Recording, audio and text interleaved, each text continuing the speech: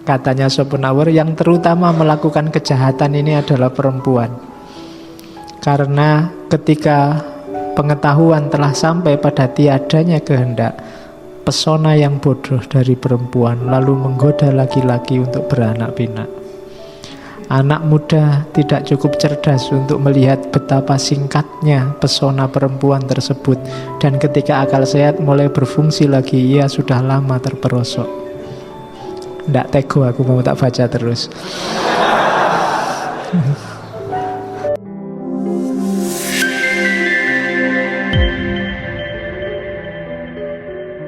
Oke, bismillah. Assalamualaikum warahmatullahi wabarakatuh. Bismillah. Mari kita mulai kembali ngaji kita.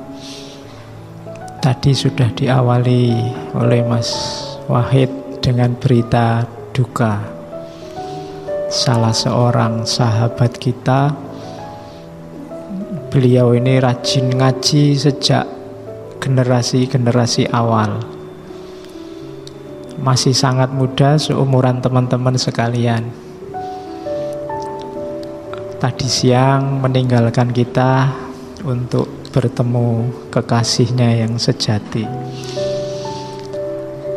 Ya, yang berangkat insya Allah husnul khotimah dan bahagia di sana. Sekarang yang tersisa kita. Kalau sabdanya Rasulullah, kafa bil mauti wa idhun, cukup kematian itu saja sebagai penasehat terbaik. Dan sahabat kita ini menunjukkan pada kita semua bahwa kematian itu tidak tergantung umur. Jadi maka teman-teman harus, kalau ada waktu, disempatkan bertanya pada dirinya sendiri, sudah siapkah berangkat? Merasa sudah layak atau tidak bertemu kekasih kita yang sejati? Kalau belum, ya harus mulai siap-siap. Dan tidak boleh ditunda. Insya Allah teman-teman sudah ngertilah caranya, sudah ngerti teorinya, sudah ngerti konsepnya, sudah tahu mana yang harus dilakukan, mana yang harus dijauhi. Itulah sangunya sebenarnya. Maka ayo semua, di antara tujuannya ngaji-ngaji yang dilaksanakan di masjid ini kan dalam rangka itu. Biar ilmunya tambah, kita tambah siap untuk pada saatnya dipanggil dan menghadap. Makanya saya sering bilang, sudahlah ngaji ini tidak usah dikasih pamrih macem-macem, tidak usah dikasih target macem-macem. Yang penting lillahi ta'ala, tambah banyak kebaikan yang kita lakukan. Seperti ngaji ini, tambah dekat sama Allah. Apapun yang dilakukan, rumusnya pokoknya membuat kita semakin dekat sama Allah. Jadi rumusnya itu. Oke, bismillah, kita kembali ke laptop. Kita lanjutkan materi kita. Seperti janji saya, bulan ini kita belajar para filosof eksistensialis. Jadi kita ingin lihat hikmah apa sih yang dititipkan oleh Allah di kepalanya para filosof barat. Dan coraknya biasanya agak beda dengan para filosof timur, termasuk para filosof muslim. Meskipun juga ada sedikit-sedikit persinggungannya.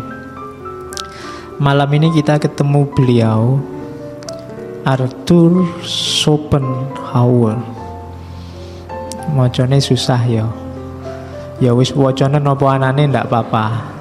Arthur Schopenhauer. Ndak apa-apa wong nama, sing penting yang dimaksud ya orang itu. Kan jelas. Wong orang bule juga kalau maca nama kita ya ndak karu-karuan. Oke. Mungkin kalau baca namanya orang Jawa itu jadinya superhero semua. Paiman, Ponyman, jadi gitu. Karena kalau di Jawa kan poniman, paiman, itu kalau pakai lidahnya orang barat jadinya superhero. Oke, Arthur Schopenhauer ini filosof eksistensialis juga, cuma dia agak unik. Ini filosof yang dikenal gagasannya dengan nama pesimisme. Jadi malam ini kita belajar pesimis bareng Schopenhauer. Kan filosof-filosof yang lain kan menyuruh kita untuk optimis, tapi nanti kebalikannya. Orang ini mengajarkan kita sebenarnya hidup itu tidak bisa kita optimis, itu tidak mungkin. Yang mungkin itu malah pesimis. Bahkan nanti di titik tertentu tidak cuma pesimis, tapi sinis. Sinis itu bahasamu hari ini nyinyir. Nah, jadi kalau ingin belajar filsafat nyinyir, filsafat sinis, belajar dari Schopenhauer. Orangnya agak antisosial, jadi agak susah bergaul, patah hati bolak-balik. Umur 24 tahun naksir penyanyi di klub, namanya Caroline, saya lupa Caroline siapa itu, ditolak, patah hati. Nanti umur 40-an, 42, 43, seumuran saya ini pingin kawin lagi, jatuh cinta lagi sama seorang perempuan, gagal lagi. Jadi nanti di tulisan-tulisannya jangan kaget, ada beberapa yang agak mendiskreditkan perempuan karena dia putus asa kok ditolak terus. Itu Arthur Schopenhauer. Hidupnya memang agak pahit meskipun anaknya orang kaya, bangsawan yang kaya raya. Ayahnya meninggal bunuh diri waktu dia umur 17 tahun. Ya untungnya warisannya banyak, jadi diceritakan 7 turunan tidak akan habis. Bangsawannya Jerman. Dia pinter maka fokus di studinya. Cuma saat bareng jaya-jayanya dia ini saingan sama Hegel. Maka filsafatnya kritik tajam pada Hegel. Idolanya Immanuel Kant. Dia anti sama Hegel. Kebetulan hidup di zaman yang sama, jadi saingan. Waktu ngajar dia milih jadwal kuliah yang sama kayak Hegel. Pingin lihat animo mahasiswa, ternyata dia kalah. Mahasiswa lebih banyak yang milih kuliahnya Hegel daripada kuliahnya dia. Yang ikut kuliahnya dia kabarnya cuma 5 orang. Jadi akhirnya dia tidak keluar dari kampus, kalah saingan. Terus fokus nulis buku. Bukunya sangat terkenal hari ini, judulnya The World as My Representation. The World as Will and Representation. Dunia sebagai kehendak dan representasi. Cuma di awal-awal buku ini tidak laku. Ya zaman itu yang paling jagoan Hegel. Jadi pokoknya hidupnya banyak pahitnya. Jadi tidak sukses gagal. Meskipun nanti belakangan kumpulan tulisannya luar biasa, banyak menghebohkan orang. Tadi saya bilang ada beda antara filosof barat sama timur. Nanti di Schopenhauer ini kalian akan melihat bahwa di antara idolanya Schopenhauer selain Immanuel Kant adalah Buddha. Jadi nanti banyak pikiran-pikiran Buddhisme yang berpengaruh di Schopenhauer. Jadi itulah sosoknya. Itu dilihat gambarnya itu kan, tambah tua tambah ngeri wajahnya. Namanya orangnya agak antisosial. Hidupnya lebih suka sendiri ditemani anjing-anjing kecil, anjing pudel. Ya, jadi nggak akrab sama tetangganya. Beberapa kali kasus sama tetangganya sampai ke pengadilan. Itu Schopenhauer. Sudah bisa dibayangkan gambaran orangnya kan. Nanti meninggal sendirian di kebun rumahnya sendiri karena serangan jantung. Ya tetap dikubur sama tetangganya, tidak apa-apa. Meskipun benci, meskipun tidak suka sama tetangganya. Itu Arthur Schopenhauer. Tapi gagasan-gagasannya jangan kaget, nanti beberapa cara berpikirnya jauh. Nanti banyak berpengaruh misalnya dalam psikoanalisisnya Freud. Cara bahas cintanya tidak daki-daki kayak kemarin. Tidak seagung yang diomongkan kemarin. Katanya Schopenhauer, bahas cinta yang daki-daki luar biasa itu omong kosong, itu cuma ilusi. Itu palsu, tidak kayak gitu sejatinya. Oke, itulah tokoh kita malam ini. Bismillah ya, pelan-pelan kita belajar. Kelihatannya pertama kali saya ngangkat tokoh ini, makanya saya awali pelan-pelan dulu. Yang pertama, untuk paham Schopenhauer, kita butuh kenal dulu 3 filosof dan 1 aliran filsafat. 4-empatnya sudah pernah dibahas di ngaji. Yang pertama Plato, yang kedua Immanuel Kant, yang ketiga romantisisme, yang keempat Buddha, filsafat timur Buddha, khususnya konsep nirwana sama maya. Harus ngerti cara berpikir ini dulu, nanti baru mudah untuk belajar Schopenhauer. Plato diambil teori ideanya. Katanya Plato kan, hidup ini ada realitas, gambar yang kita lihat sama realitas yang sejati. Nah, realitas yang sejati ini bukan yang tampak ini. Yang sejati itu yang ada dalam idea. Saya lihat kalian, tak sebut manusia, lihat itu juga manusia. Lihat yang pojok sana, meskipun yang sana pakai jilbab ditutup, saya juga menyebutnya manusia. Kenapa saya bisa sama menyebut ini semua manusia? Karena ada konsep manusia yang utuh, yang sempurna dalam dunia idea.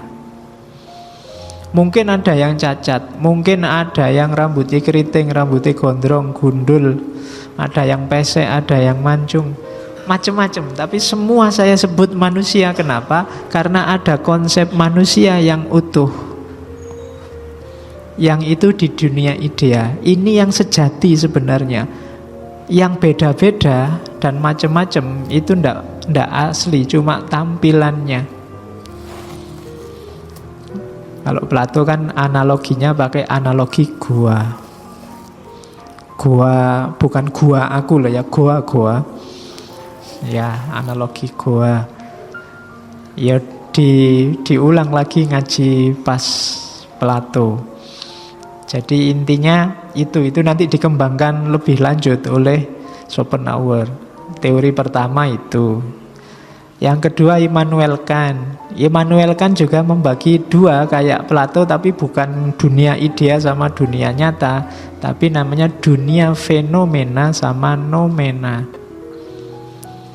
Fenomena itu sesuatu apa adanya, sesuatu dalam pandangan kita. Kalau nomena itu sesuatu apa adanya. Misalnya mikrofon ini saya lihat, saya pahami, ini kan berarti mikrofon menurut saya.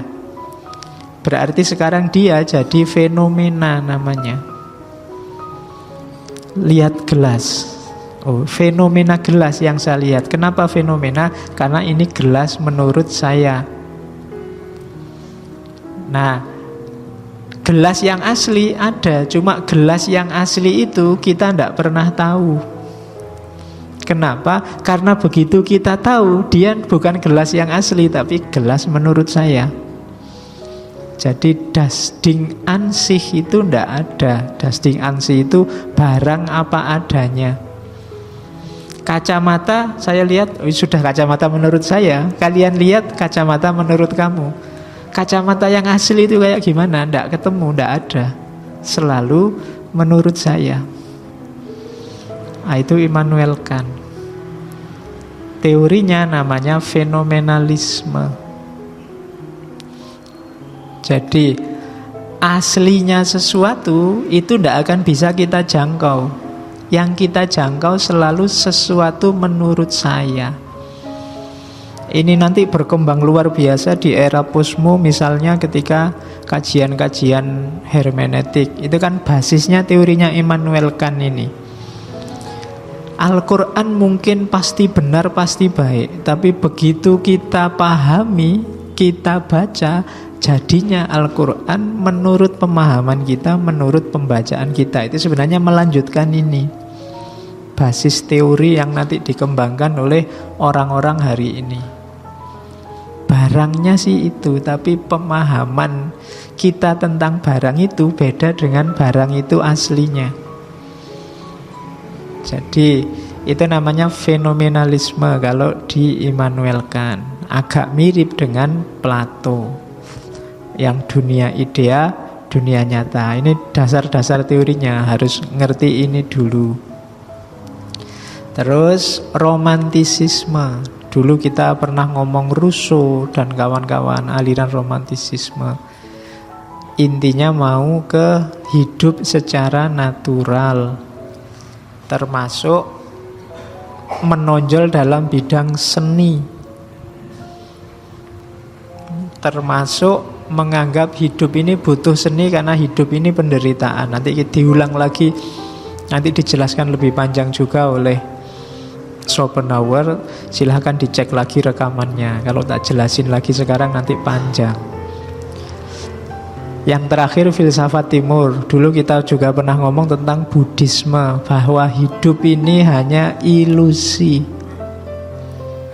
Atau kayak Ghazalian itu, jangan-jangan hidup ini tidak nyata, jangan-jangan ini cuma mimpi. Justru setelah mati kita bangun. Kayak kita waktu bangun tidur, itu kan waktu mimpi kan kita tidak sadar, ngalami macam-macam.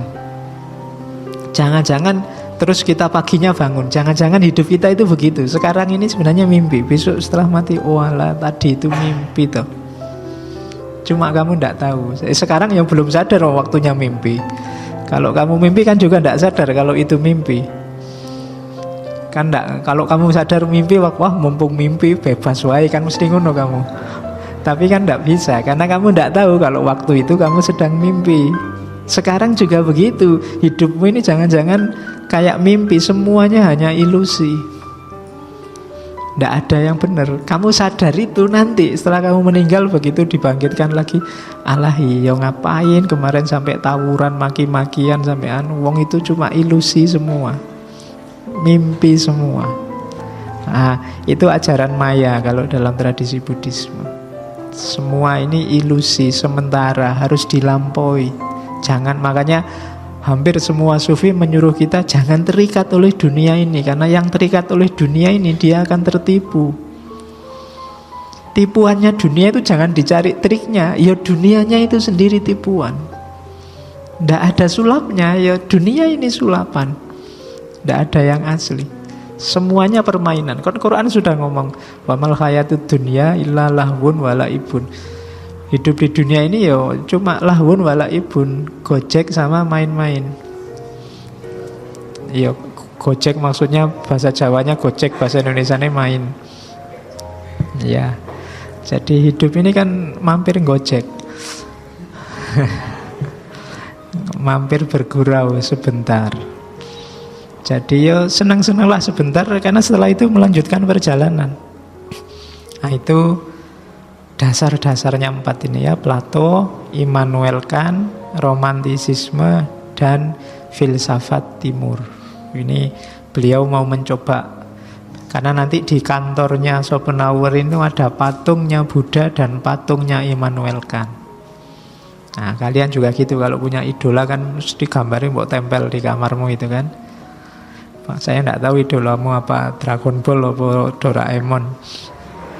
Ini kan buat tempel. Kalau Schopenhauer kan idolanya Beda Immanuel Kant. Ya kamu suka siapa pasang aja di mau filosof-filosof kemarin yang kamu suka pasang aja di sana. Oke, daripada masang gambari artis, nanti kalau artisnya tua kan kecewa. Sudah nggak cakep lagi kayak waktu mudanya. Oke.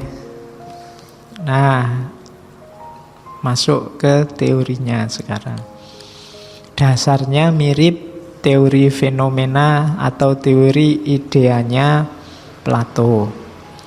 Jadi the world as my representation. Dunia ini sebenarnya hanya representasi.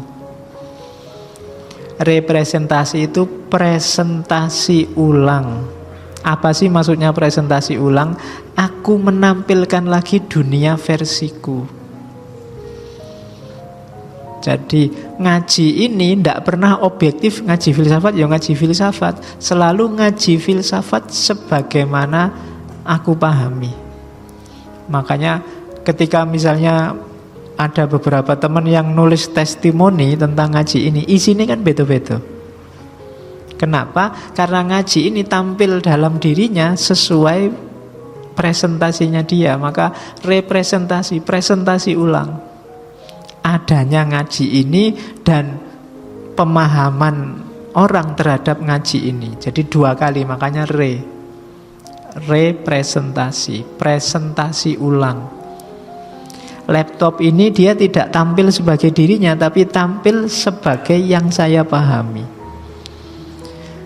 sesuai kapasitasku. Karena dalam diriku ada informasi tentang laptop, saya menyebutnya laptop. Simbahku di kampung mungkin yang nggak pernah ngerti laptop itu apa, informasi kayak gitu ndak ada. Nonton gini mungkin bingung, dianggap TV. Ngertinya cuma TV. Lo ada TV bisa dilipat, mungkin bisa begitu ngelihatnya. Kenapa? Ndak pernah ada informasi. Jadi dia melihat laptop, representasi versi dia bukan laptop tapi TV yang bisa dilipat. Jadi the world is my representation. Jadi hidup ini, kenyataan yang kita lihat semuanya itu sifatnya fenomenal dan ilusif. Kenapa ilusi? Yang sejati tidak ada. Kenapa tidak ada yang sejati? Tidak pernah kepegang. Selalu versiku. Sepak bola aja kan juga begitu. Kalian ada yang suka klub A, suka klub B, suka klub C, merasa klubnya paling hebat. Padahal yo kadang-kadang yo kalah, kadang-kadang yo seri bareng. Tapi kan sesuai presentasimu masing-masing, yang paling hebat siapa. Jadi selalu dunia itu selalu versi, tidak pernah asli. Jadi kadang-kadang versinya malah bertumpuk-tumpuk. Ngaji ini menurut si A, terus dia nulis, tulisan si A dipahami orang lain, dia dan seterusnya. Al-Quran dipahami Imam Syafi'i, berarti Al-Quran versinya Imam Syafi'i. Imam Syafi'i nanti dipahami oleh orang-orang yang setuju melahirkan mazhab namanya Syafi'iyah. Syafi'iyah di Indonesia mungkin diikuti misalnya oleh Mbah Hasyim Asy'ari melahirkan NU. NU nanti dipahami ala Gus Dur jadi NU versi Gus Dur. Nanti mungkin pecah lagi, Gus Dur yang PKB apa Gus Dur yang non politik apa yang Gus Dur. Selalu begitu, selalu representasi, selalu dipresentasi ulang. Jadi itulah karakternya dunia. Dan kalau presentasi ulang berarti saya yang memahami, laptop yang dipahami. Dan ini selalu hadir bareng, tidak pernah terpisah. Kalau dipisah, relasinya hilang, ya tidak ada pemahaman itu, ya laptopnya tidak ada, sayanya tidak ada. Selalu hadir bareng. Jadi subjek dan objek itu my representation sekaligus. Cara orang memahami realitas. Jadi tidak usah terlalu diambil serius, katanya Schopenhauer. Kenyataan itu, realitas itu sifatnya ilusif. 'Tidak ada yang sejati. selalu versiku. Mungkin Habib tertentu bagi seseorang dia luar biasa, bagi orang yang lain dia harus dijauhi. Kenapa? My representation. Setiap orang merepresentasikan keinginannya sendiri-sendiri. Jadi the word as my representation. Rumus pertamanya ini harus diingat-ingat. Jadi tidak ada sesuatu yang sejati. Semuanya ilusi. Ini kan mirip ajarannya Buddha. Semuanya kosong. Nama besarmu kosong. Kehebatanmu itu kosong. Kekayaanmu kosong. Kemasyhuranmu kosong.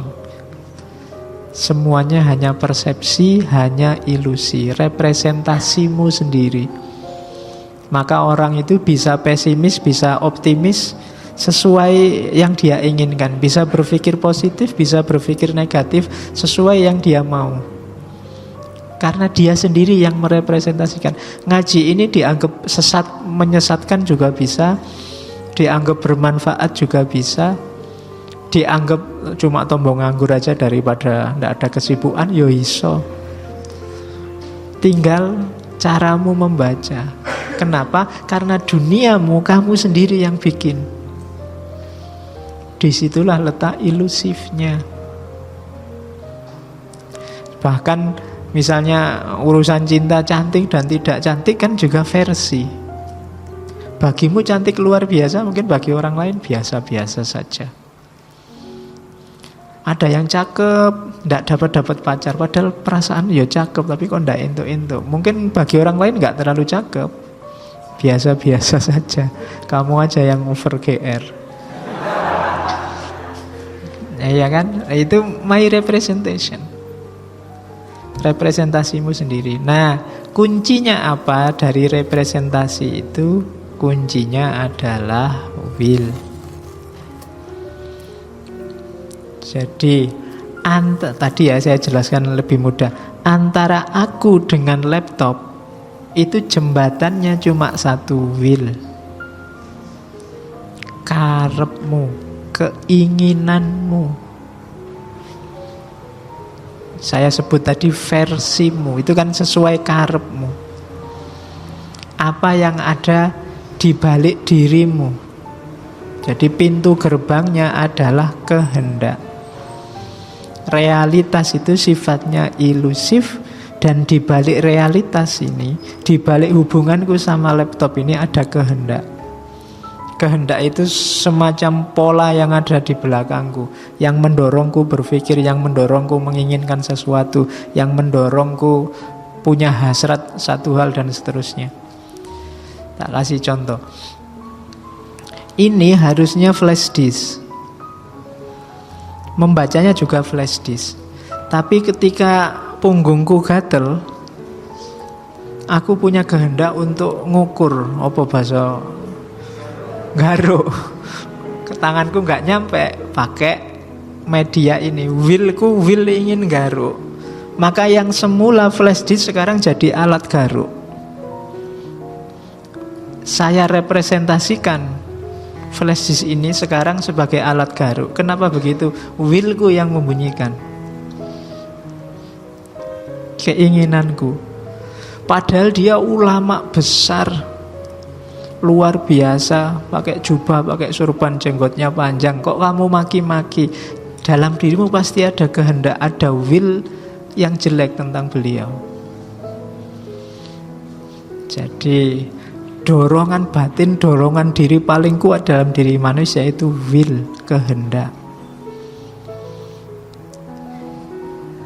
Jadi misalnya yang membunyikan teh ini pantas apa enggak pantas sih ditaruh di atas ini, itu kan yang bunyi bukan akalmu, bukan dirimu, tapi willmu yang menjawab. Sehingga kamu kemudian menarik relasi dengan teh ini pantas apa enggak pantas. Laptop ini terlalu besar apa cukupan sih besarnya? Kemudian layar di situ dengan tulisan kecil-kecil gitu cukup apa enggak? Itu jawabanmu ditentukan oleh willmu sendiri, keinginanmu. Kamu sih pinginnya layar itu diperbesar dikit biar tulisannya nggak kecil-kecil, biar yang di belakang kelihatan. Ada yang enggak Pak, itu sudah cukup. Ada yang ya yang penting ada lah Pak, enggak masalah. Lah beda-beda menghadapi layar itu. Itu siapa yang membunyikan? Willmu, keinginanmu, hasratmu. Jadi ternyata jembatannya antara aku dengan barang, objek dengan subjek, kuncinya ternyata tidak di akal, di will, kehendakmu, karepnya dulu. Ini yang harus dibongkar, katanya Schopenhauer. Bahkan bukan akal. Akal atau rasio itu tugasnya cuma menjustifikasi. Jadi menjustifikasi itu membenar-benarkan yang mungkin semula nggak terlalu pas, nggak terlalu benar, tapi kamu kasih argumen. Akal itu datangnya selalu di belakang setelah will, katanya Schopenhauer. Jadi dia tugasnya cuma ngasih stempel bahwa yang diinginkan itu benar. Dulu mungkin kamu kuliah milih jurusan itu sakarepmu, ndak mikir. Tiba-tiba kuliah kok neng Usuluddin misalnya. Itu kamu ndak mikir, ya kemarin entah kenapa kamu terpola ke situ, pikiranmu ke sana dan masuklah ke sana. Ditanya orang juga ndak tahu, tapi pelan-pelan kamu akalmu kerja menjustifikasi. Loh, masuk Usuluddin itu karirnya nggak cuma di dunia, di akhirat bisa misalnya. Loh, ini justifikasinya di belakang. Jadi akalmu itu tugasnya menjustifikasi karepmu. Bahasa Jawanya begitu. Keinginanmu. Sebenarnya kamu suka duluan. Kayak kamu seneng bola itu loh. Sudah terlanjur seneng, meskipun kalah ya dicari-carikan argumen biar tetap. Belum, itu sementara. Wah, aku wasitnya tidak adil itu. Itu selalu begitu. Kenapa? Karena yang bunyi itu willnya, kehendaknya. Akal menjustifikasi belakangan. Makanya kalau di mazhabnya Asy'ari, akal tidak didahulukan. Karena akal itu yang baik bisa dirasionalkan, yang jelek pun bisa dirasionalkan. Ya misalnya, kan dulu sering saya kasih itu, misalnya ada anak pacaran, cowok, cewek, terus nginep di hotel, terus digerebek orang. Itu dia bisa ngasih jawaban rasional. Loh, kok semuanya marah, wong ini pacar-pacarku dewe, suka sama suka, ndak ada yang maksa, hotelnya ya tak bayar-bayari dewe. Nanti kalau ada resikonya tak tanggung-tanggung sendiri, kok yang lain cerewet. Nah, itu kan masuk akal jawaban semacam itu.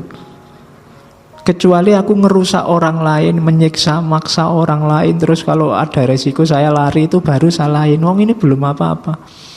Itu akal yang membunyikan itu.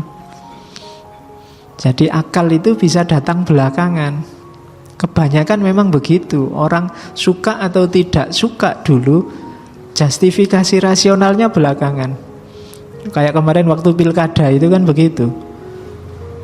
Jadi pro atau anti dulu, nanti bikin argumen. Kalau argumennya kurang ya nyari fakta, faktanya kurang bikin hoax. Untuk apa? Mendukung pandangannya, mendukung willnya. Jadi untuk membongkar pikirannya seseorang, argumennya tidak penting. Coba kamu cek willnya, kehendaknya. Karena kehendak itulah yang memicu tindakan. Nanti tindakan itu didukung baru oleh akal atau intelek. Jadi orang itu eksis didorong oleh willnya, oleh kehendaknya. Jadi makanya tidak harus terlalu wow sama akal. Karena ternyata kuncinya sifatnya emosi, yaitu will, kehendak. Nah, itu teorinya Schopenhauer. Nah, akhirnya sampailah di sini. Berarti apa? Berarti hakikat hidup itu kehendak.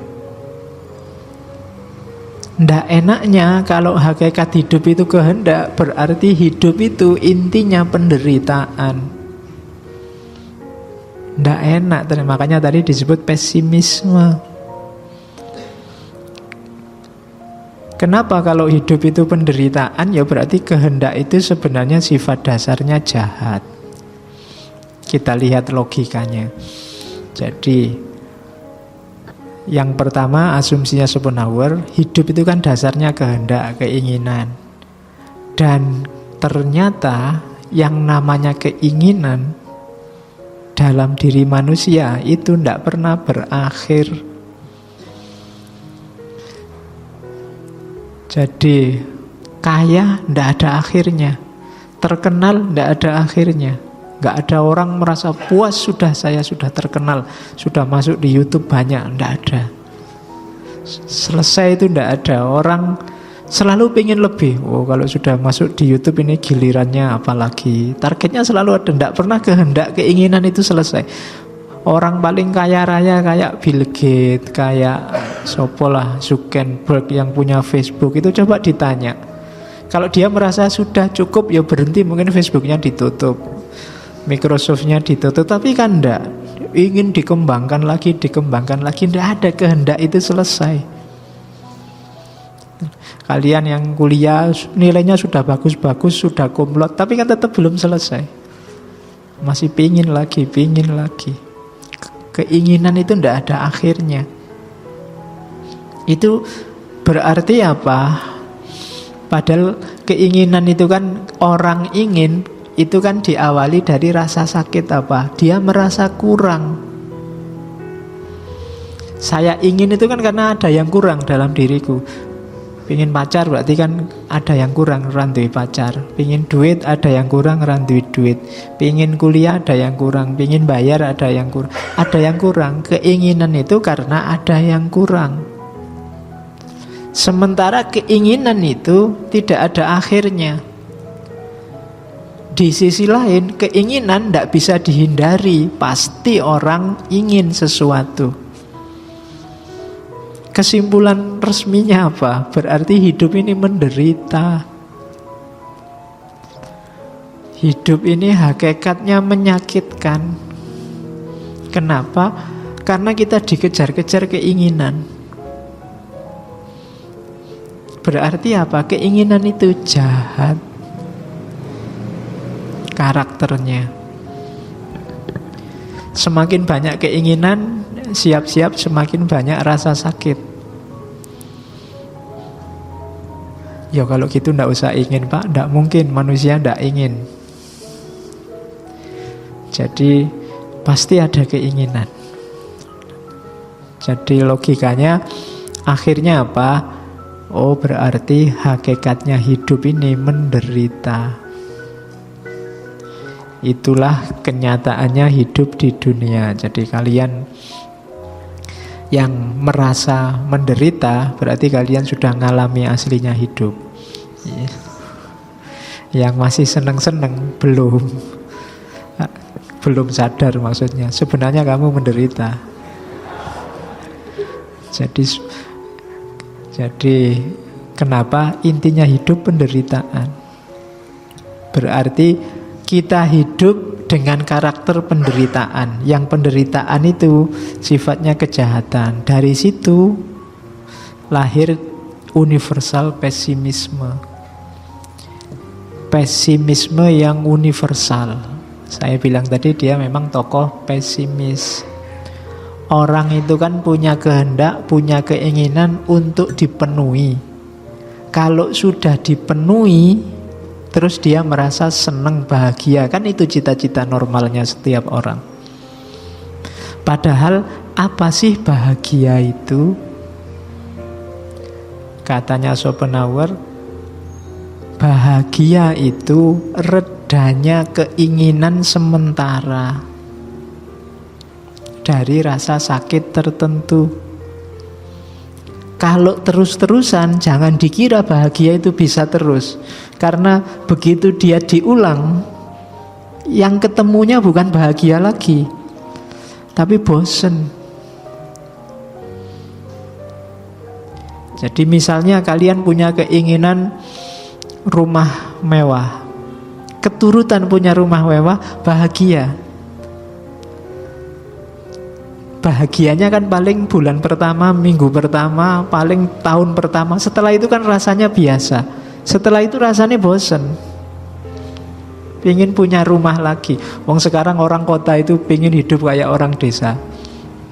Rekreasi ke desa, ke sawah, rekreasi mandi di sungai. Ya orang desa ya tiap hari sudah begitu, tidak pakai rekreasi. Orang kotanya bosen kan pingin. Nah, sekarang kan bangsane wisata-wisata di pedesaan itu kan begitu. Tidurnya di tikar, kemudian outbound itu kan main-mainnya. Kalau orang desa kan ya setiap hari memang begitu, tidak pakai outbound. Simbahmu itu outbound tiap hari di kampung, tidak pakai outbound-outboundan tiap hari ya nyemplung neng sawah, ya mandi di kali. Kalau kita kan sekarang jadinya outbound. Kenapa bisa begitu? Ya orang di sana sih mimpi kayak orang kota, bisa jalan-jalan ke kota, bisa hidup kayak orang kota yang mewah, apa-apa ada. Yang kota pengen ke desa, kenapa? Bosen. Jadi bahagia itu ujungnya kebosanan. Terus muncul keinginan baru. Jadi ternyata bahagia itu bukan terpenuhinya keinginan, tapi redanya keinginan sementara. Sementara terpenuhi itu reda, tapi terus kalau dinikmati lama-lama jadi bosen. Kan sering saya ilustrasikan, seenak-enaknya makan itu di piring pertama, diulang lagi piring kedua kamu sudah mulet-mulet, piring ketiga sudah puyeng kamu makannya, piring keempat muntah. Kenapa? Ya itulah semua kenikmatan, semua keinginan itu lahirnya nanti kemuaan, kebosanan. Jadi ternyata hidup ini malang sekali. Kita hidup adalah bolak-balik antara penderitaan dan kebosanan. Menderita ketika keinginan belum terpenuhi, ketika terpenuhi ketemunya malah kebosanan. Waktu jomblo belum punya pacar, mimpi-mimpi enak sekali kalau punya pacar bisa macam-macam. Begitu punya pacar, paling jarak berapa bulan, setahun, 2 tahun mulai bosen. Ada yang lain lebih cakep mesti ya rodo ngelirik-ngelirik. Nanti diteorikan juga itu oleh Schopenhauer. Jadi itu yang dimaksud universal pesimis. Ternyata hidup itu ndak enak. Katanya siapa hidup itu enak? Orang bisa seneng-seneng dalam hidup, tapi pasti ndak lama. Di titik tertentu dia bosen, terus ingin yang lain. Sakit lagi, ndak terpenuhi, terus terpenuhi lagi, sakit lagi, dan terus begitu. Jadi antara bosen sakit, bosen sakit. Itulah hidup kita, katanya Schopenhauer. Pokoknya kalau belajar Schopenhauer itu hidupnya jadi surem. Jadi tidak ada ceria-cerianya. Allah, hidup ini sumpah. Karena dia sendiri juga cara berpikirnya agak suram, agak pesimis. Berpikirlah positif. Mungkin jawabannya berpikir positif gimana, wong kuliah ndak lulus-lulus, pacaran duwe, misalnya contohnya begitu. Kamu kan mesti yang kamu tampilkan kan keinginanmu yang belum terpenuhi. Diceramai kiai jamaah yang berbahagia, bahagia gimana? Ya kan, tesis ora dadi-dadi. Duit entek misalnya, kamu kan selalu begitu. Kenapa kamu mengeluh? Tuntutanmu banyak, keinginanmu banyak, ndak ada yang terpenuhi. Jadi itulah malangnya kehidupan kita. Makanya terus jatuhnya ke universal pessimism. Pesimis yang universal. Jadi dengan kacamatanya Schopenhauer ini berarti hidup kita memang sifatnya gelap, ndak enak, sumpek. Oke. Sekarang dia juga ngasih resep. Ada sih jalan keluar, biar ndak sumpek-sumpek amat. Ada jalan keluar sementara, ada jalan keluar permanen. Ada untuk mengatasi penderitaan, jalan keluar pertama adalah lewat jalur estetik atau seni. Beruntunglah orang yang punya sense estetika tinggi. Karena seni itu katarsis dari banyak penderitaan yang melampaui ruang dan waktu. Coba diingat-ingat, waktu kalian dekat sama seni, apakah itu gambar, yang pintar gambar, waktu gambar, itu kan semua penderitaan lenyap. Waktu kalian dengerin musik, musik itu musik paling seni paling tinggi bagi Schopenhauer, itu kan segala penderitaan, keinginanmu kan terlampaui. Lupa waktu asik joget dangdut apa, waktu asik mendengarkan musik apa, itu kan kamu terbawa terus melayang terus kayak ndak ada masalah aja. Itu seni. Yang asik gambar, yang asik mahat, yang asik bikin puisi, itu kan seolah-olah semua problem, semua keinginan itu sudah luntur, tidak ada artinya lagi. Makanya kadang-kadang untuk meredakan stres itu kan kita disuruh mendengarkan musik. Karena musik punya daya katarsis, daya membersihkan. Jadi untuk mengatasi penderitaan ada jalan pertama, yaitu jalan estetik, seni. Seni ini biasanya punya karakter bentuk yang bebas, tanpa kepentingan dan kontemplatif, melahirkan kejernihan berpikir. Itulah seni. Jadi kita dibersihkan, kemudian di senilah kita bebas. Seni itu termasuk kebebasan karena orang tidak bisa memaksa dirinya suka seni tertentu yang dia tidak suka. Selalu sifatnya bebas. Jenis musik yang disukai apa? Kalau sukanya dangdut dipaksa suka jazz apa blues, ya tidak akan mungkin. Wis ngertine ya dangdut. Pokoknya Via Valen sama siapa? Iya loh, hafalanmu bodoh berarti. Karena kalau tak tanya artis jazz apa artis blues, ora iso jawab kowe. Isone dangdut, berarti seleranya kan di sekitar itu. Kamu sudah mendengarkan, kalau sudah ketemu Via Valen, katarsis, sudah bersih, sudah ekstase. Sudah ndak inget lagi kuliahnya tinggal berapa semester, sudah ndak inget lagi duitmu sudah tipis, ndak inget lagi sedang gegeran, pokoknya goyang terus. Itulah seni. Ya seni apapun. Makanya punya keterampilan seni itu lumayan untuk katarsis diri. Ya ndak bisa main musik, ya gambar, ngelukis, ya kan? Ndak usah minder, lukisan itu yang paling jelek paling laku. Kalau lukisanmu bagus, persis kayak aslinya, itu murah, dijual di pinggir-pinggir jalan itu banyak.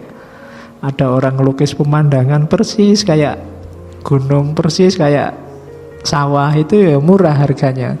Tapi coba kamu ke Museum Affandi, kamu ke museum, lukisan tidak jelas, urek-urek, itu mahal.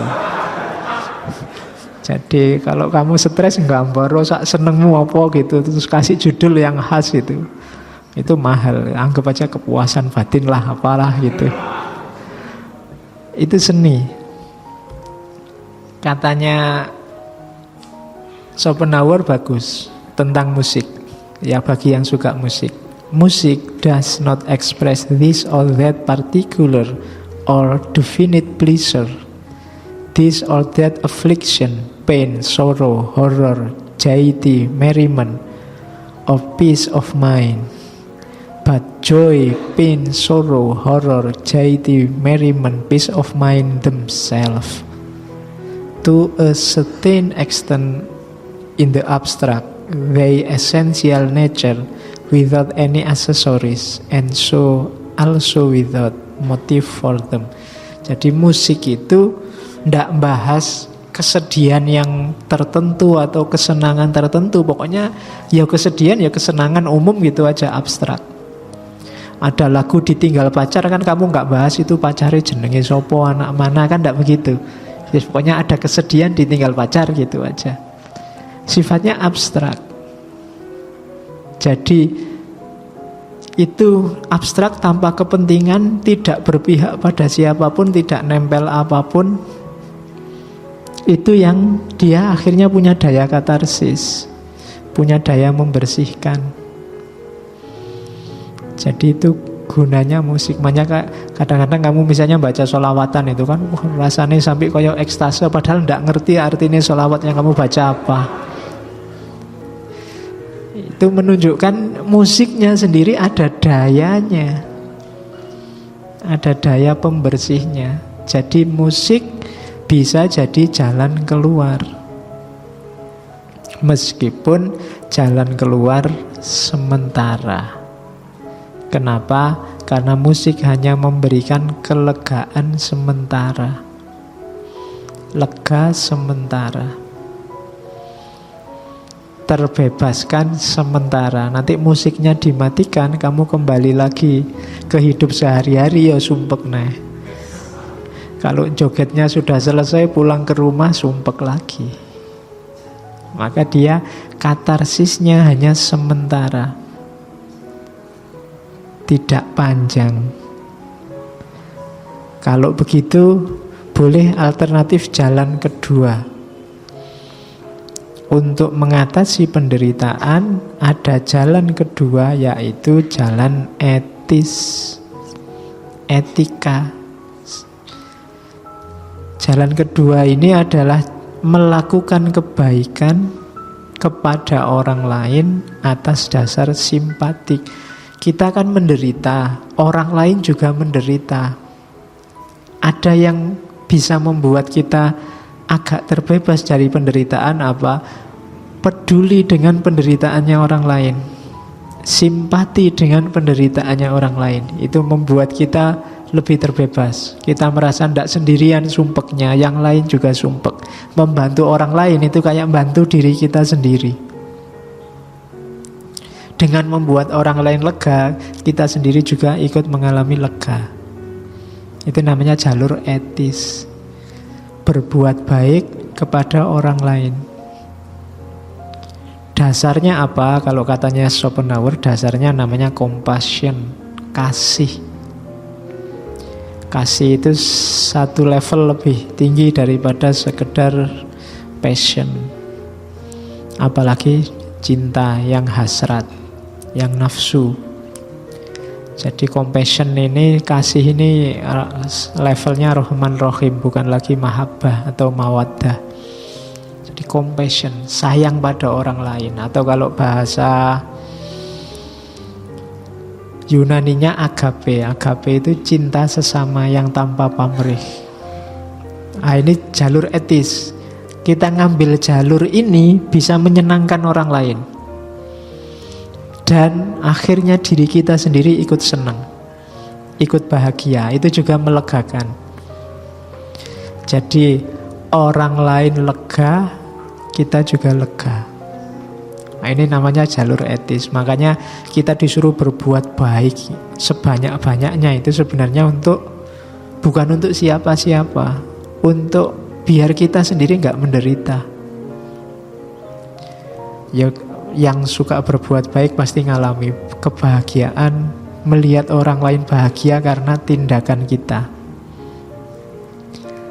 Jadi ini jalur kedua. Bantulah orang lain, simpatiklah dengan orang lain. Katanya Schopenhauer, compassion is the basis of all morality. Kasih sayang itu dasarnya semua moralitas. Jadi meskipun orangnya agak murung, agak pesimis, agak antisosial, dia masih ceramah bahwa kita harus berbuat baik dengan orang lain. Oh, berarti kan si rodok waras. Meskipun cara mikirnya agak muram, agak suram. Cuma ada cumanya ternyata compassion ini, sebenarnya seni juga begitu, tidak akan bisa menyembuhkan penderitaan kita secara total. Kenapa? Karena masih terikat dengan kehidupan. Selama masih terikat dengan kehidupan, masih ada will tadi. Selama masih terikat oleh will, kita masih menderita. Sekarang saya agak menderita karena haus. Terus minum. Bismillah, minum dulu.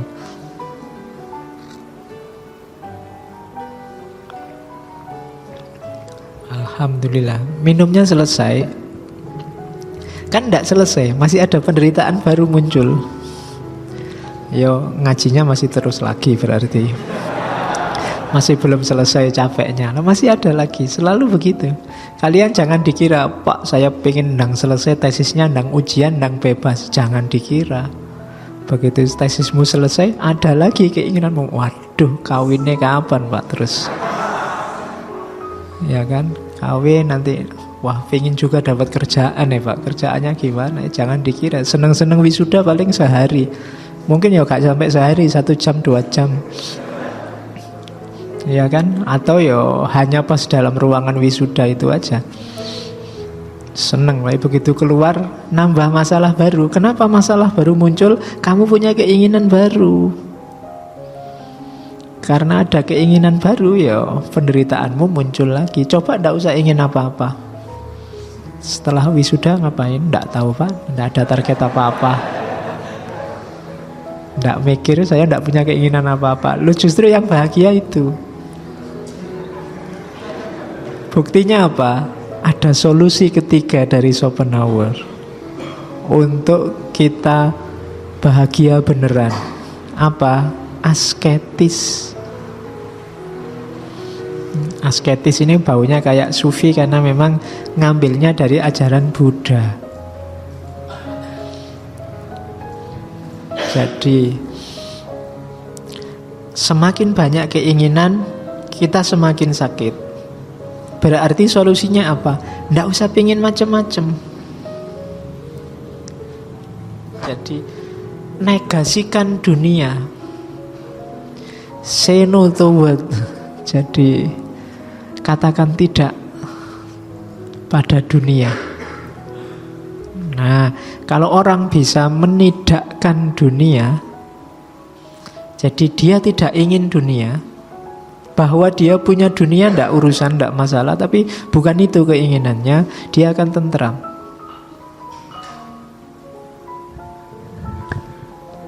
Jadi lampauilah egomu, hiduplah secara asketis. Asketis itu bebaskan dirimu dari keinginan-keinginan duniawi. Orang asketis kan gitu, para petapa kan begitu. Jadi tidakkan dunia. Kayak kamu tadi, cita-citamu ini apa? Kamu sudah lulus? Nggak tak pikir Pak itu. Lu itu kan kamu bebas, bisa bahagia. Tapi kalau kamu nggak tahu Pak, saya mikir sejak kemarin nggak ketemu-ketemu, sumpek. Dua-duanya sama-sama nggak dapat kerjaan. Cuma yang satu seneng-seneng aja, yang satu sumpek. Nah, yang satu bisa menidakkan keinginan. Ini versinya Arthur Schopenhauer. Kenapa orang desa itu lumayan lebih tentram hidupnya, meskipun secara materi tidak sebanyak yang dimiliki orang kota? Karena keinginannya tidak terlalu banyak. Alas yang penting bisa makan beres. Kalau kita kan gak cuma bisa makan, ya bisa makan, ya bisa punya motor, ya bisa punya mobil, ya bisa, ya enggak, ya tetap enggak ada akhirnya. Tapi kalau keinginan kita batasi sendiri, kita selesaikan sendiri keinginan kita. Selesai sudah saya dengan dunia, saya tidak jatuh cinta lagi. Dunia aku talak 3, kayak katanya Ali bin Abi Thalib itu kan. Ya dunya hurri ghairi fakot tolak tuka salah satan. Wahai dunia, godalah yang selain aku. Gak usah godo aku lagi. Kenapa? Kamu sudah ku talak 3. Kalau bisa kayak gini hebat. Itu berarti mengikuti sarannya Schopenhauer. Jadi mematikan keinginan. Secantik apapun, seindah apapun dunia, jangan dikira aku akan tergoda.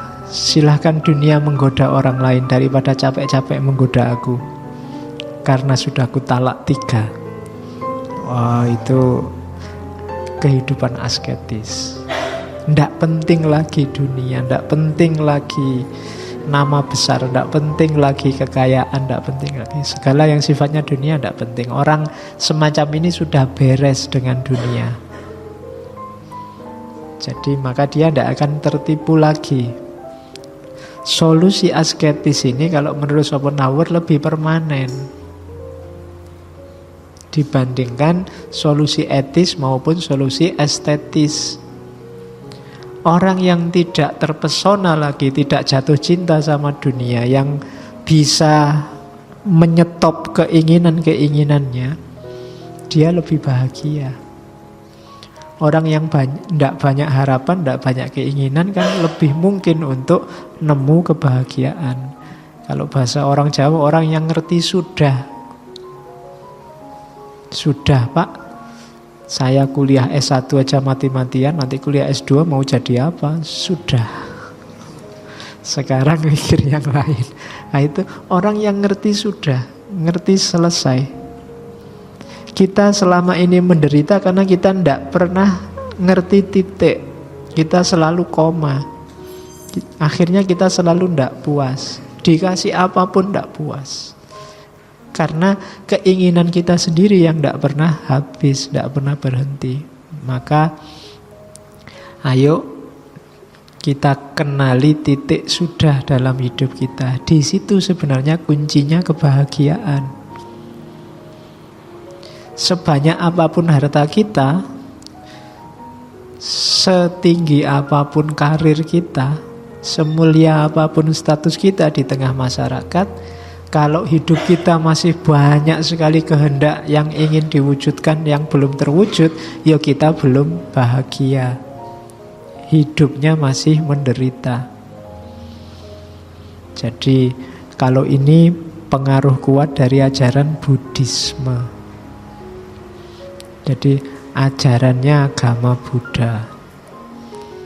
Jadi hidup itu maya, maka kita harus mencapai nirwana.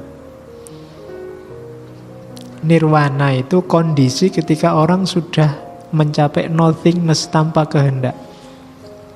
Kadang-kadang oleh orang Indonesia nirwana itu dianggap surganya. Mungkin juga. Meskipun konotasinya kan kebalikannya. Kalau di kita kan, kita memahami surga itu kan penuh nafsu. Iya kan? Surga dalam imajinasi kita kan isinya nafsu dok. Bidadari lah, makan enak lah, mau apa-apa tinggal nyeduk, tinggal ngambil, itu datang sendiri. Bayanganmu kan selalu itu. Surga yang penuh hasrat dan penuh nafsu. Kalau di Buddha, nirwana itu justru kebahagiaan sejati itu ketika kita sudah selesai dengan dunia, dengan diri kita. Jadi disitulah kita bisa menciptakan surga kita sendiri. Jadi surga kita di dunia itu bukan ketika kekayaan kita berlimpah ruah, harta melimpah ruah, enggak. Tapi ketika kita bisa mengendalikan keinginan, bisa menyetop, bisa titik dengan dunia, sudah tidak koma lagi, selesai, di situ kita bahagia. Nah itu cara semacam ini namanya cara asketis. Jadi asketisisme, kehidupan yang asketik, menjauhi dunia. Cuma untuk mencapai level ini ya perjuangannya berat. Para sufi itu riadohnya ya berat-berat. Kalau untuk kita ya agak berat. Mungkin kita kalau lewat jalur seni masih mungkin, kalau lewat jalur etis masih bisa lah. Tapi jalur ini harus meluangkan waktu khusus untuk latihan. Karena sudah terlanjur cinta kita sama dunia. Kalau sudah terlanjur cinta kan dipisahkan susah. Oke, biasanya kamu benci dunia kan kalau pas sumpek, kalau pas patah hati, kalau pas tujuan tidak tercapai, baru kamu benci dunia. Tapi nanti kalau tercapai cinta lagi, keinginannya tambah lagi. Maka Jiwamu perlu dilatih, katanya orang-orang sufi, sampai tidak terikat oleh dunia. Sehingga para sufi kan sampai menyarankan uzlah. Uzlah itu menjauh dari dunia. Menjauh karena kalau dekat itu ya rasa cintanya susah hilang. Kalau selalu dekat susah hilang. Misalnya kamu nembak kok ditolak, itu kan kalau masih sering ketemu tiap hari masih sakit hatimu, cintanya masih ada. Kalau sudah tidak ketemu sekalian, selesai, sudah tidak ada. Makanya terus para sufi menyuruh kita uzlah dari dunia, biar tidak ketemu tiap hari sama dunia. Kalau masih ketemu tiap hari, cintanya masih besar. Maka disuruh uzlah. Ini jalan asketis. Agak berat, tapi hasilnya permanen. Bisa membuat orang bahagia. Tidak terburu-buru oleh dunia lagi. Kok tidak bunuh diri saja, suicide? Ya ndak, katanya Schopenhauer. Lupa, daripada dikejar keinginan sumpek karena hidup ini penderitaan, mbok wis mati wae, bunuh diri ndak, katanya Schopenhauer. Bunuh diri itu menunjukkan kita masih dikungkung oleh keinginan. Keinginan untuk mati. Sama saja. Jadi tidak bebas dari keinginan. Makanya kalau orang bunuh diri itu kan dikhawatirkan rohnya masih melayang-layang. Karena dia masih penuh dengan keinginan. Jadi bunuh diri bukan solusi. Dia tidak akan menyelesaikan masalah. Jadi jangan ambil solusi singkat bunuh diri. Karena bunuh diri menunjukkan kamu masih dikuasai, masih dikungkung oleh yang namanya keinginan. Maka hindari itu bukan solusi. Yang solusi satu di antara tiga tadi, seni, etis, dan estetis. Nah, di antara semua kehendak ada dua kehendak yang kalau dalam Schopenhauer namanya blind will. Kehendak yang buta. Kita tidak sadar kalau dikendalikan oleh kehendak ini. Ada dua, yaitu yang pertama will to life, kehendak untuk hidup. Yang kedua will to reproduction, kehendak untuk reproduksi. Will to life itu kehendak untuk hidup. Banyak sekali tindakan kita yang kita tidak sadar itu sebenarnya didorong oleh keinginan agar kita tetap hidup.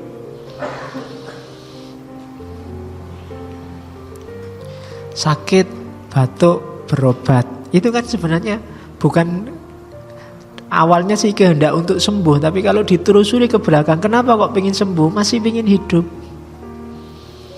Jadi paling dasar dari kehendak itu the will to life. Setiap makhluk hidup itu punya kehendak untuk hidup. Semua realitas punya kehendak untuk hidup. Hanya manusia yang sebenarnya punya kesempatan untuk menyadari bahwa dalam dirinya ada kehendak untuk hidup.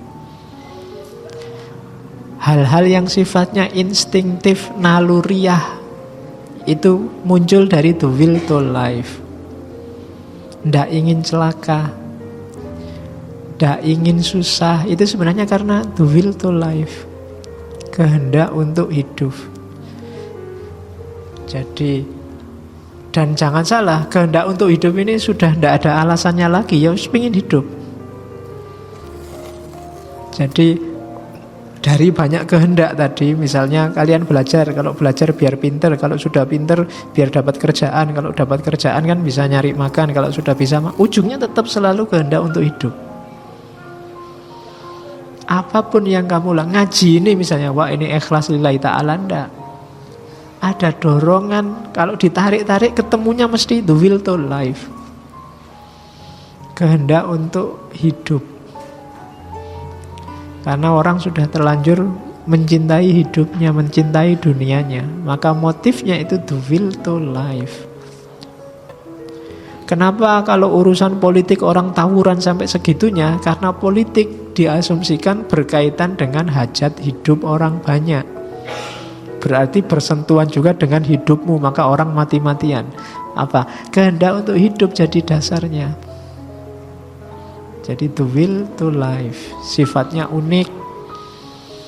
Ini di luar ruang dan waktu. Makanya ini disebut metafisika kehendak kalau dalam teorinya Schopenhauer. Bahwa di antara macam-macam kehendak ada kehendak final yang namanya blind will, kehendak yang membuta. Kita itu disetir oleh naluri namanya the will to life. Sadar atau tidak sadar.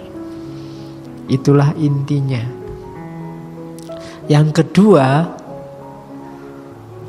the will to reproduction. Kenapa ini juga penting nyetir hidup kita?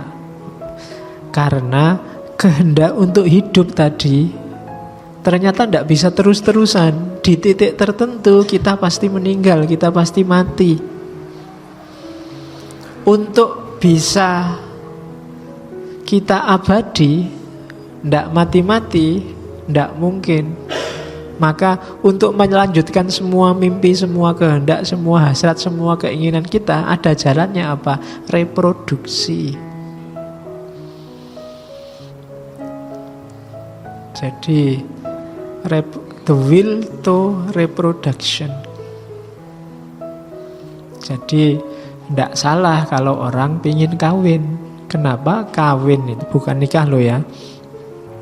Kalau nikah itu kan institusinya, kalau kawin itu kan prakteknya. Jadi kamu kan ada dorongan untuk kawin, naluri dalam dirimu yang normal, kecuali yang tidak normal. Ini namanya the will to reproduction. Sebenarnya kalau ditarik ya ujungnya the will to life tadi. Tapi untuk mengatasi bahwa kita ini terbatas oleh kematian, muncullah the will to reproduction.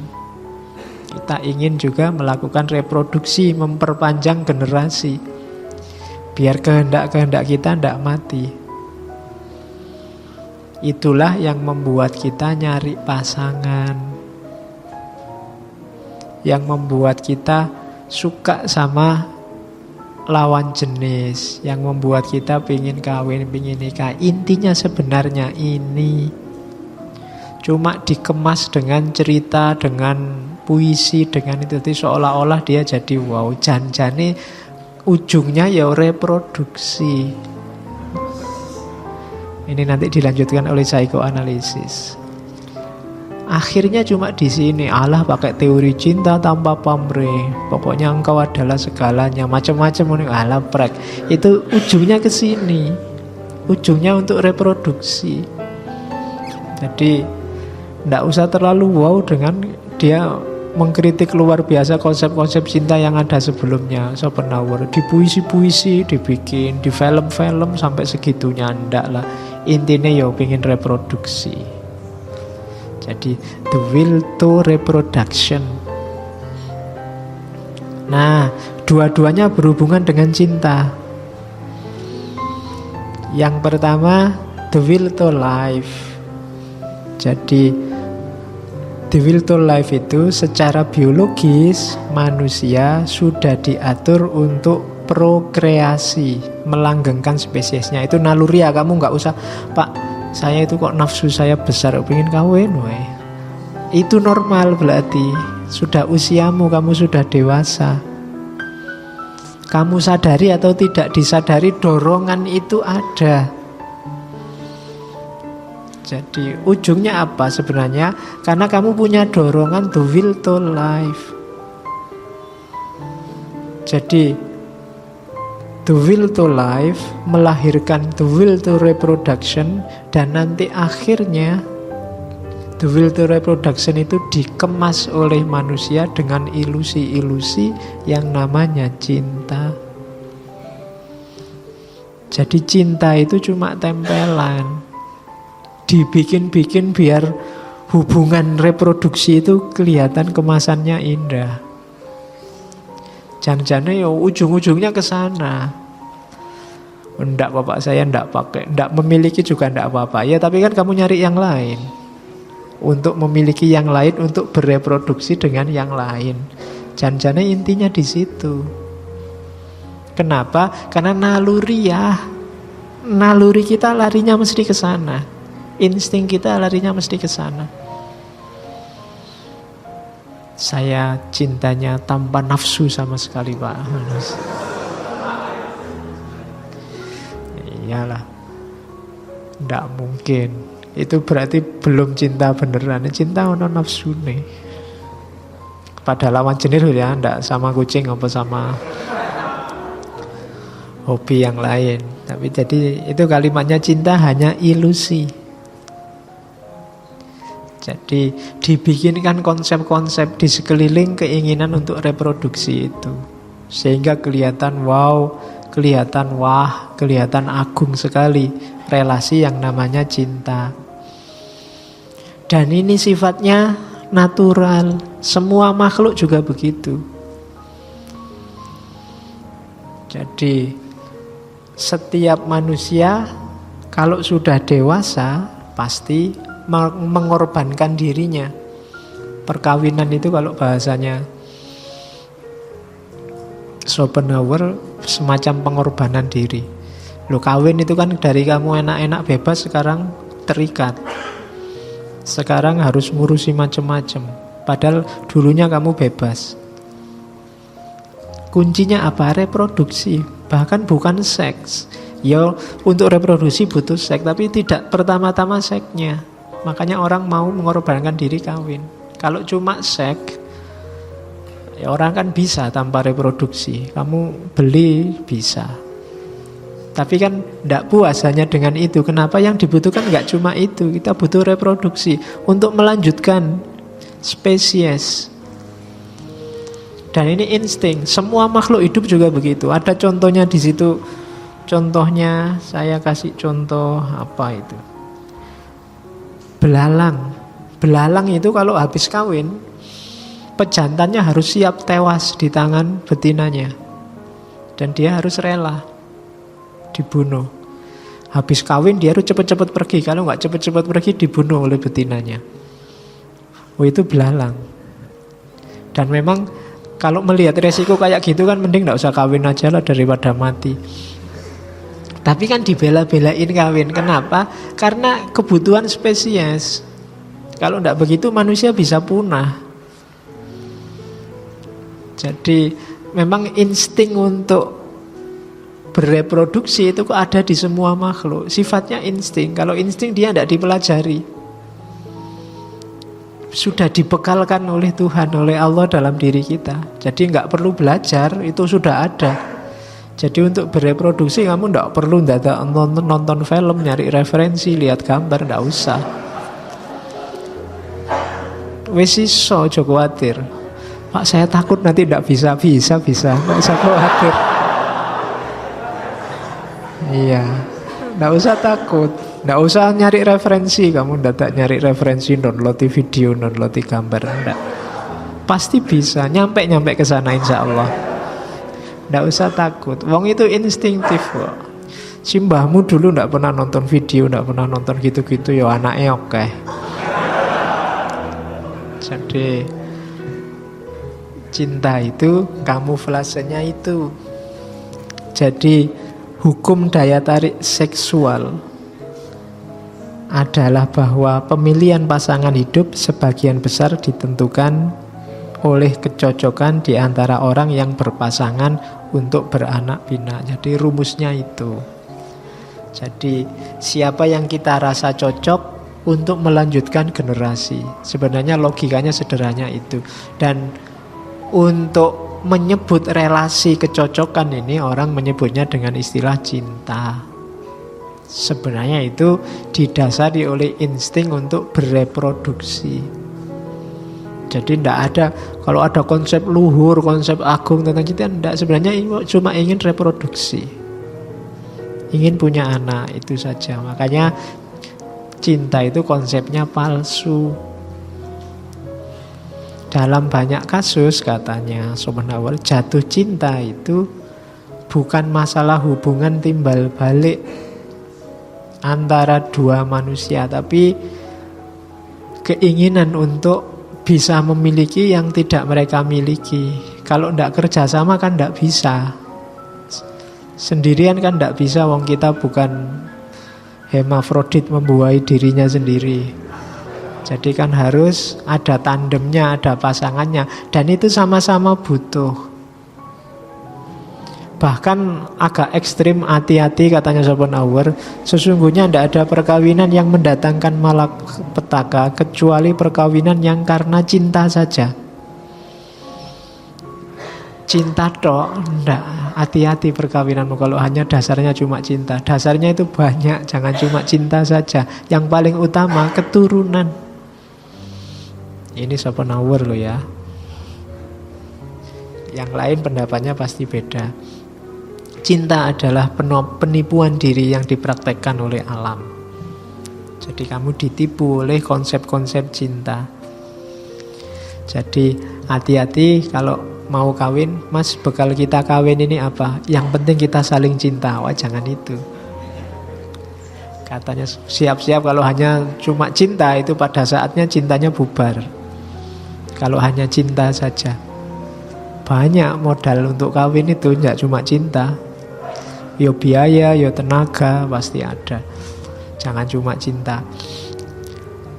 Dan orang hidup bersama itu karena kebutuhan. Jadi itu loh, human relationship are based on conflict and reciprocal subjugation. Jadi saling butuh atau konflik, itu hubungannya manusia dua itu. Berarti kalau cinta, perkawinan itu hubungan yang saling butuh. Dasarnya reproduksi dalam rangka melanggengkan spesies dan sifatnya instingtif. Itulah relasi yang disebut cinta.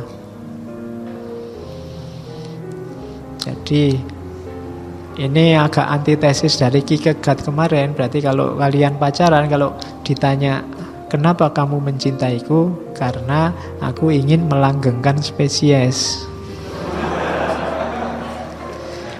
Biar kita bisa saling bereproduksi. Jadi jangan sampai manusia ini punah loh, Dik. Kita harus kawin ini kan gitu. Oke.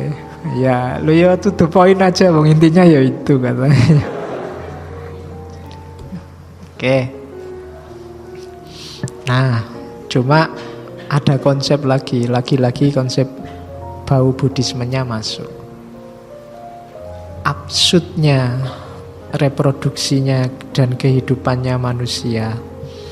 Jadi coba dilihat ya, tadi orang bisa melepaskan kehendaknya, terus bebas dari keinginan apapun. Tapi kemudian yang akhirnya orang ini mati. Tapi kalau dia sudah mati, dia nanti punya anak cucu. Anak cucunya juga punya kehendak, keinginan lagi. Nanti terus begitu. Berarti hidup ini penderitaannya tiada akhir. Mewariskan kehendak, mewariskan keinginan. Gara-gara reproduksi tadi. Kita ini orang yang menderita, kawin dengan orang yang menderita, menghasilkan anak-anak yang penuh penderitaan. Kan logikanya begitu. Nah, kalau ini sudah subjektifnya Schopenhauer, berarti solusinya apa? Hentikan proses reproduksi. Kalau ingin terhenti, ya, itu, ya kan nanti di agama tertentu kan ada hidup yang selibat, kayak para pendeta, kayak.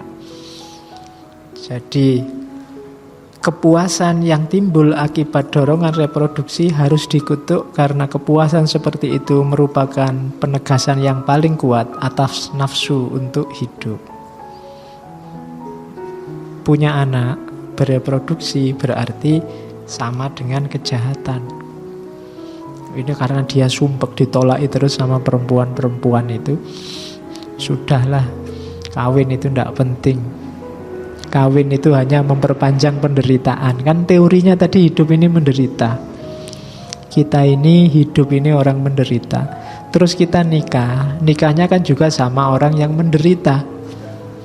Terus punya anak, punya cucu. Anak cucu kita juga penuh penderitaan. Loh, kalau diputar gini terus siklus penderitaan tidak ada akhirnya.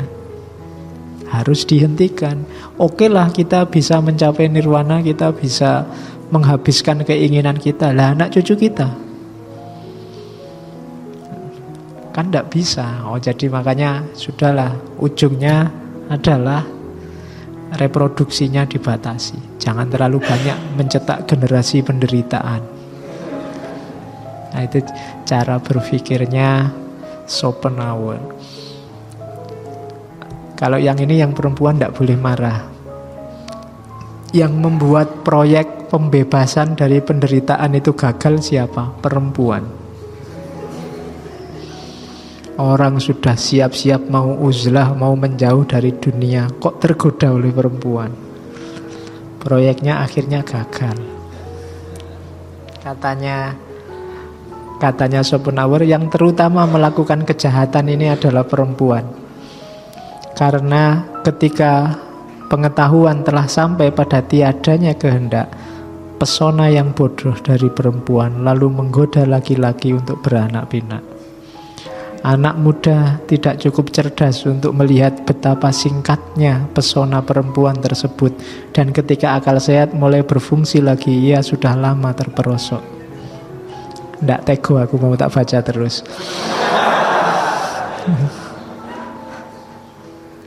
Jadi hidup terasa lebih aman, lebih menyenangkan, lebih halus tanpa perempuan.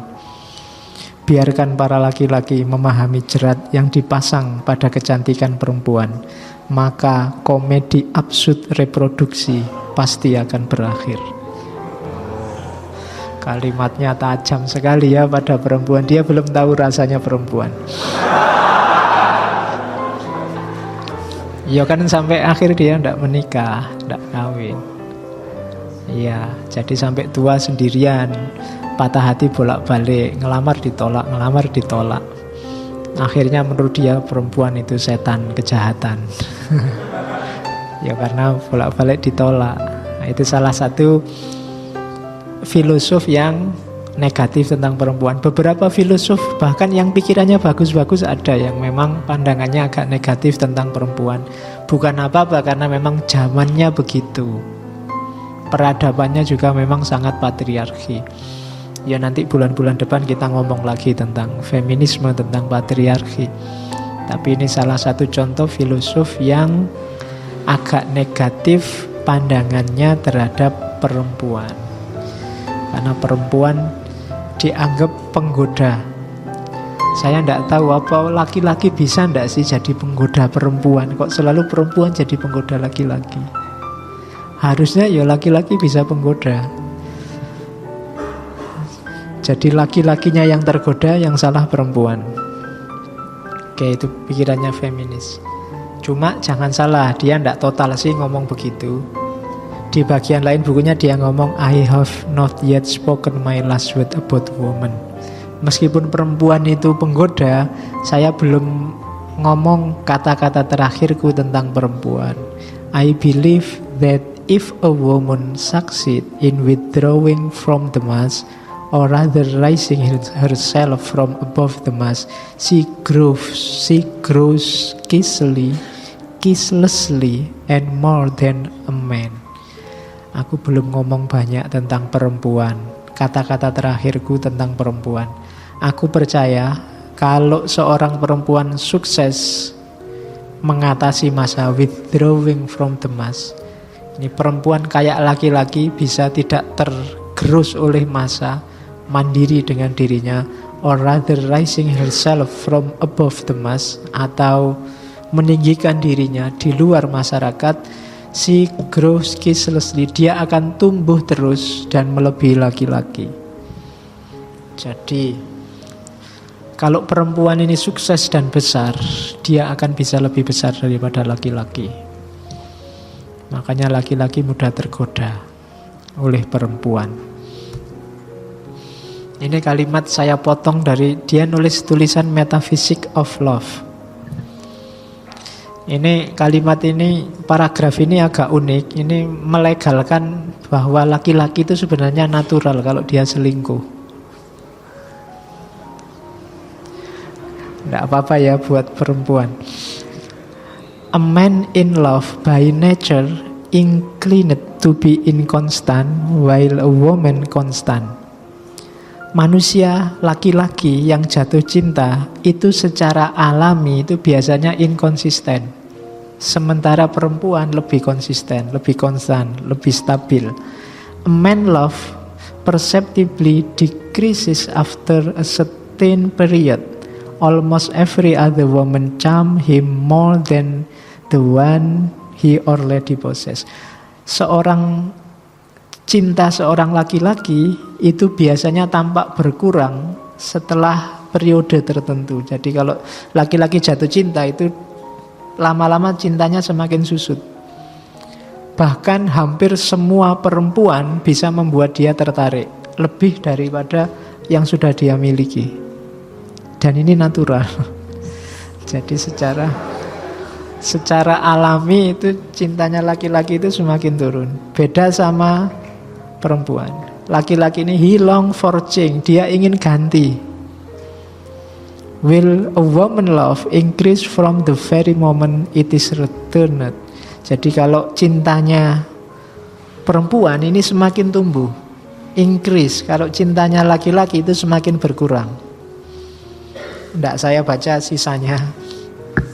Alasannya apa? Karena secara natural laki-laki ingin memperbanyak keturunan dan perempuan ingin melindungi keturunan. Jadi perempuan ingin menjaga, laki-laki ingin nambah. Dan itu natural katanya Schopenhauer. Jadi this is why a man is always desiring other woman, while a woman always clings to one man. Inilah mengapa seorang laki-laki selalu menginginkan perempuan lain, sementara seorang perempuan selalu terikat pada satu laki-laki. Jadi kalau ada yang bingung nyari dalil pingin selingkuh, dalilis Schopenhauer. Katanya Schopenhauer, aku itu normal loh, Dek, selingkuh kok dimarahi. Naturalnya memang begitu. Iya. Jadi itu nanti kamu cari di tulisannya Schopenhauer, Metaphysics of Love. Jadi ya saya bilang tadi dia agak sinis, agak pesimis, khususnya terhadap perempuan. Oke. Nah ini beberapa quotes-nya. Almost all of our sorrows spring out of our relation with other people. Hampir semua kesedihan, kepedihan, rasa sakit kita muncul dari hubungan kita dengan orang lain. Jadi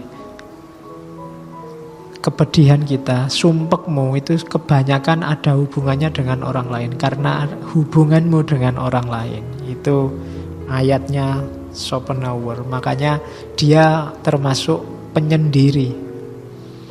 Dia tidak suka banyak bergaul, tidak suka bareng-bareng orang banyak. Karena bagi dia orang lain itu sumber masalah, sumber rasa sakit. Coba tidak ada orang lain, kamu kan bebas ngapain saja. Nanti teori ini dipertajam lagi minggu depan di Sartre. Terus, a human being is the only animal that causes pain to others, not having any other purpose. Manusia itu adalah satu-satunya binatang yang menyebabkan sakit pada yang lain, yang saling menyakiti tanpa ada tujuannya. Jadi tidak ada hewan itu saling menyerang temannya tanpa ada tujuannya, tanpa ada motifnya, kecuali manusia. Manusia itu bisa tiba-tiba saling serang, saling menyakiti yang lain, tidak tahu kenapa. Atau tanpa alasan yang jelas, tanpa tujuan yang jelas. Nah itu termasuk pandangan pesimisnya Schopenhauer. Jadi human being is the only animal that causes pain to others, not having any other purpose. Kalau ini agak positif. Each day is a little life. Every walking and rising a little bird. Every fresh morning a little youth. every going to rest and sleep a little dead. Jadi hidup kita dalam sehari itu adalah simbol dari hidup kita secara keseluruhan. Hidup kecil. Setiap kita bangun dan bangkit itu kayak kita lahir kembali, seperti kelahiran yang kecil. Kemudian setiap pagi, every first morning itu kayak masa muda. Dan every going to rest, setiap kita mau istirahat dan tidur itu kayak waktu kita mati. Jadi pelajaran dari hidup kita sehari, seperti itulah kita sejarah babak episode kehidupan kita. Kalau kita bangun itu kayak kita lahir. Kalau kita ngalami pagi itu kayak kita muda, siang waktu kita kuat-kuatnya, kemudian nanti sore waktu kita tua, dan kalau kita tidur mati. Kalau kita tidur itu simbol kayak kita mati. Jadi hidup kita siklusnya persis kayak keseharian kita. Jadi tidak usah capek-capek berefleksi, coba dibaca jagat hidup kita yang kecil, itu hidup kita sehari-hari. Kalau ini kalimatnya bagus. Talent hit a target no one else can hit. Genius hit a target no one else can see. Orang berbakat itu menembak tujuan, hit, memukul tujuan yang tidak bisa dipukul oleh orang lain, yang tidak bisa ditembak oleh orang lain. Sementara orang jenius itu memukul tujuan, menembak target yang tidak bisa dilihat orang lain. Berarti orang jenius itu orangnya kreatif, bisa melihat peluang. Kalau orang berbakat itu orang yang tangguh, bisa menyelesaikan yang tidak bisa diselesaikan orang. Dua-duanya penting dan bagus. Kalau kita tidak bisa jenius, ya paling tidak berbakat. Latihan untuk jadi berbakat. Dalam hidup ini selalu begitu. Jadilah orang berbakat atau orang jenius. Dua-duanya penting. Kalau ini anjurannya untuk tadi hidup menyendiri. A man can be himself only so long as he is alone. And if he does not love solitude, he will not love freedom. For it is only when he is alone that he is really free. Seseorang itu bisa jadi dirinya sendiri saat dia sendiri, selama dia sendirian. Dan kalau dia tidak suka kesendirian, berarti dia tidak cinta kebebasan. Karena hanya saat sendirian dia benar-benar bebas. Ini anjurannya untuk kayak dirinya, tidak mudah terganggu oleh orang lain. Karena orang lain itu menghalangi dan mengganggu kebebasan kita.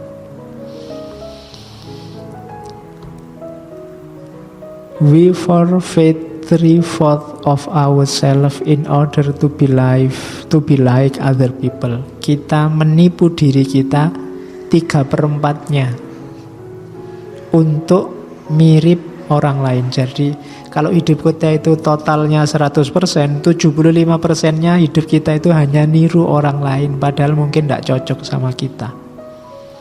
We forfeit 3/4 of ourselves in order to be like other people. Jadi kita menipu diri kita, padahal kita tidak begitu, tapi kita paksakan begitu. Itu 3/4-nya dari hidup kita, 75%-nya hanya untuk niru orang lain. Biasanya ini gara-gara tren, gara-gara mode yang sedang in dan seterusnya. All truth pass through 3 stages. First, it is ridiculous. Second, it's violently opposed. Third, it is accepted as being self-evident. semua kebenaran itu melalui 3 level.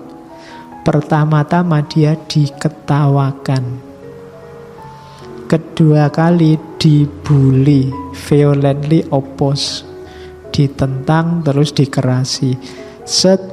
Karena itu kebenaran, maka pada akhirnya diterima karena dianggap sudah benar, self-evident, terbukti dengan sendirinya. Jadi kalau kalian besok punya kreasi-kreasi, pemikiran baru, gagasan-gagasan baru, tidak perlu kaget kalau pertama-tama diketawain. Loh, diketawain kok masih jalan terus, masih berkembang terus penelitiannya. Biasanya terus dibully, dikritik, dimarahi, didiskriminasi, macam-macam. Tapi kalau itu memang kebenaran, pada saatnya dia akan diterima.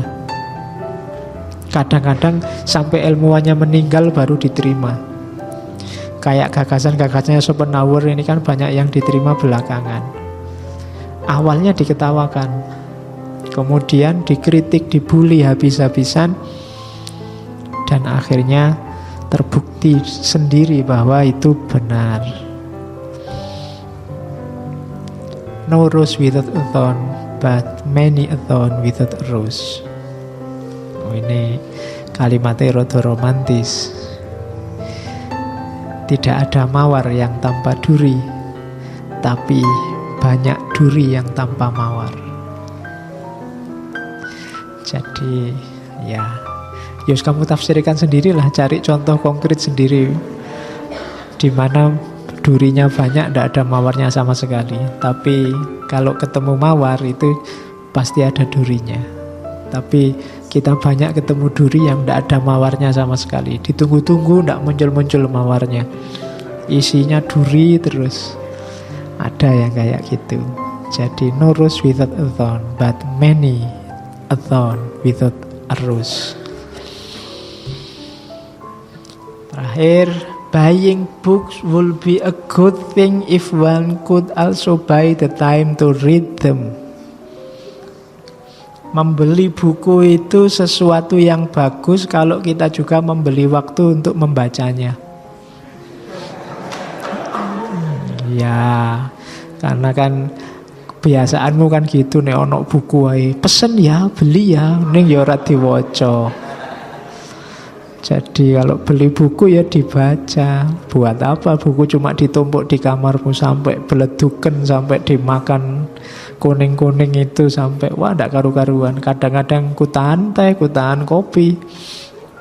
Kasihan sekali buat lemek bukunya, cuma buat lumayan ada buku, ada tataannya kalau mau makan, kalau mau itu. Iya. Sering-sering kamu begitu. Maka dimarahi oleh Schopenhauer. Buying book will be a good thing if one could also buy the time to read them. Membeli buku itu sesuatu yang bagus kalau seseorang dapat meluangkan waktu, buying time, meluangkan waktu untuk membacanya. Yo diwaca biar ilmunya tambah. Oke, alhamdulillah. Itu sekilas pandangannya Arthur Schopenhauer. Minggu depan kita pungkasi dengan Sartre. Dari saya sekian. Setelah ini kita sholat gaib sebentar untuk sahabat kita Mbak Ria Fitriani. Insya Allah ketemu lagi minggu depan. Wallahul muwafiq, wallahu a'lam bissawab. Wassalamualaikum warahmatullahi wabarakatuh.